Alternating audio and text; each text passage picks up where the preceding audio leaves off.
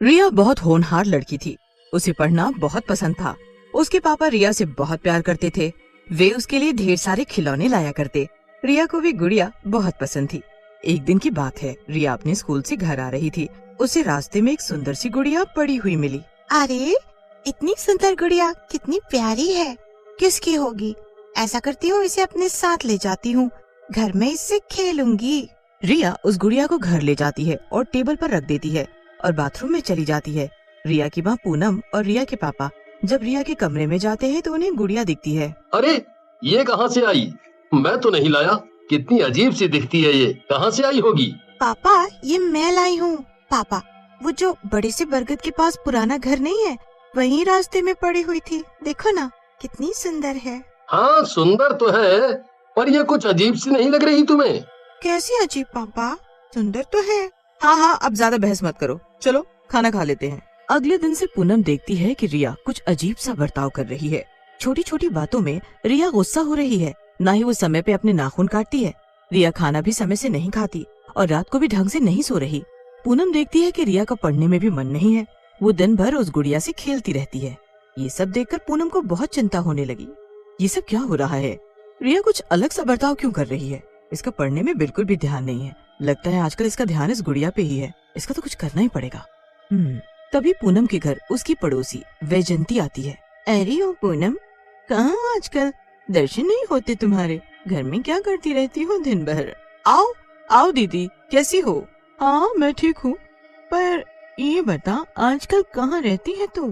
अरे कहीं नहीं दीदी, घर में ही रहती हूँ। इतने काम हो जाते हैं ना, क्या बताऊँ। काम तो पहले भी करती थी, फिर अचानक यूं तेरा हमारे घर आना बंद हो गया, तो सोचा जाके पूछूं कि क्या बात हो गई। अब क्या बताऊं दीदी। अरे क्या हुआ? कोई समस्या है क्या? तेरी तबीयत तो ठीक है? अरे मेरी तबीयत तो बिल्कुल ठीक है दीदी, पर रिया। क्या हुआ? क्या हुआ रिया को? दीदी, इस रिया का आजकल पढ़ाई में बिल्कुल भी मन नहीं लगता। पढ़ाई पे ध्यान ही नहीं देती है। अजीब सा बर्ताव कर रही है। न समय से खाना खाती है, न पढ़ाई करती है। मेरी बातों का तो उस पर कोई असर ही नहीं होता। ऐसा क्यों कर रही होगी? क्या जानू दीदी, बस दिन भर इस गुड़िया से खेलती रहती है और अब तो रातों को भी कुछ बड़बड़ाती रहती है। गुड़िया? कैसी गुड़िया?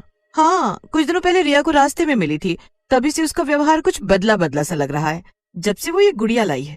पूनम, मुझे तो इस गुड़िया पे ही शक हो रहा है। ओ न हो, ये गुड़िया में ही कुछ गड़बड़ है। तुम ऐसा करो, मैं एक तांत्रिक को जानती हूँ, शायद वो तुम्हारी कुछ मदद कर सके। अच्छा, आप मुझे उसका पता दीजिए। ठीक है, फिलहाल तुम ऐसा करना, रिया के स्कूल से वापस आने से पहले इस गुड़िया को कहीं छुपा दो, ताकि रिया इससे दूर रहे। वैजंती पूनम को तांत्रिक का पता बताती है। पूनम उस गुड़िया को ऐसी जगह छिपा देती है जहाँ रिया ना ढूंढ पाए। रिया स्कूल से आते ही गुड़िया ढूंढने लगती है। रिया बेटा, आ गई स्कूल से तुम? हाँ, मेरी गुड़िया कहाँ है? देखो यहीं कहीं होगी।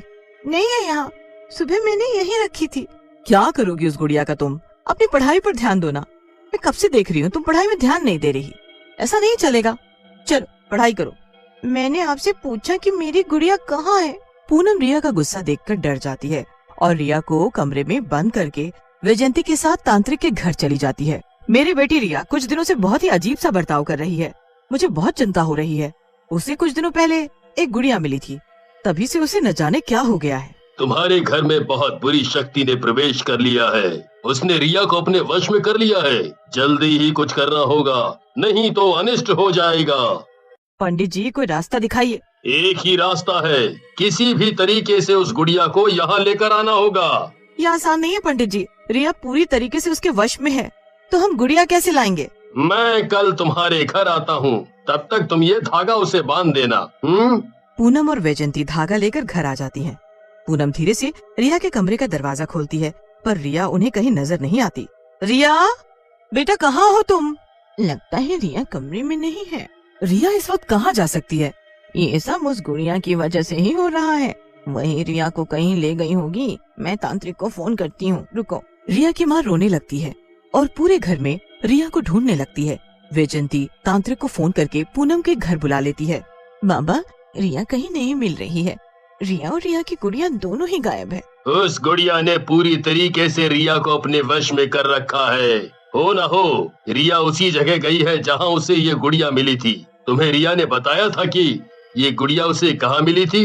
हाँ, वो जो बड़ा सा बरगद के पास टूटा हुआ पुराना घर है ना, वही। हमें तुरंत वहाँ जाना होगा। तांत्रिक वैजयंती और पूनम तीनों रिया को ढूंढने बरगद के पेड़ के पास पहुंच जाते हैं।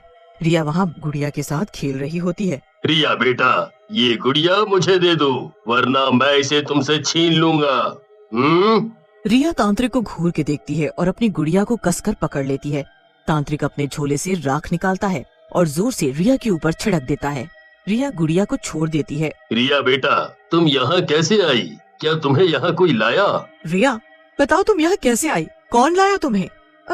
मुझे नहीं पता मम्मी। तांत्रिक गुड़िया पर भी पवित्र जल छिड़कता है और गुड़िया के अंदर से आवाज आती है, मुझे जाने दो। बोल, क्यों किया तूने ऐसा? इस बच्ची को क्यों नुकसान पहुंचा रही है? कौन है तू? बता वरना अभी तुझे भस्म कर दूंगा। आत्मा गुड़िया के शरीर से बाहर निकलती है और एक चुड़ैल का रूप ले लेती है। बताती हूँ, मेरा नाम रूही है। सालों पहले मैं अपने पति और अपनी बच्ची के साथ इस घर में रहा करती थी। मेरा पति रोज शराब पी कर आता और रोज मुझे मारता।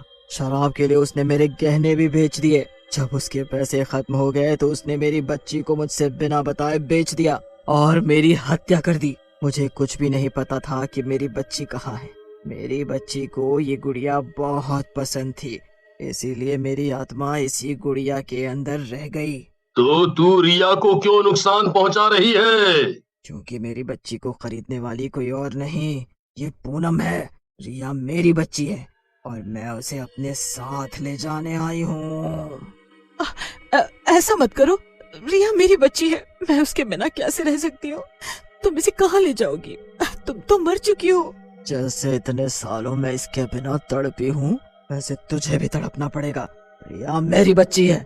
बस बहुत हुआ, माना तुम्हारे साथ गलत हुआ है, पर अब तुम अपनी जिंदा बच्ची को अपने साथ ले जाकर क्या करोगी? तांत्रिक चुड़ैल के ऊपर राख छिड़क देता है और चुड़ैल गायब हो जाती है। पूनम और वैजयंती रिया को लेकर घर चले जाते हैं। घर पहुंचकर पूनम देखती है कि गुड़िया मेज पर रखी होती है। पूनम और वैजयंती गुड़िया को देखकर हैरान हो जाते हैं। घबराओ नहीं पूनम, इस गुड़िया को यहीं पर रहने दो। तांत्रिक ने चुड़ैल को भस्म कर दिया है, अब कुछ नहीं होगा। हाँ दीदी, अब घबराने की कोई बात नहीं, अब हमारे बच्चे सुरक्षित हैं। अगले दिन पूनम जब रिया को खाने के लिए बुलाती है, पर रिया आवाज नहीं देती। वो कमरे में जाती है तो देखती है कि रिया और गुड़िया फिर से गायब हैं।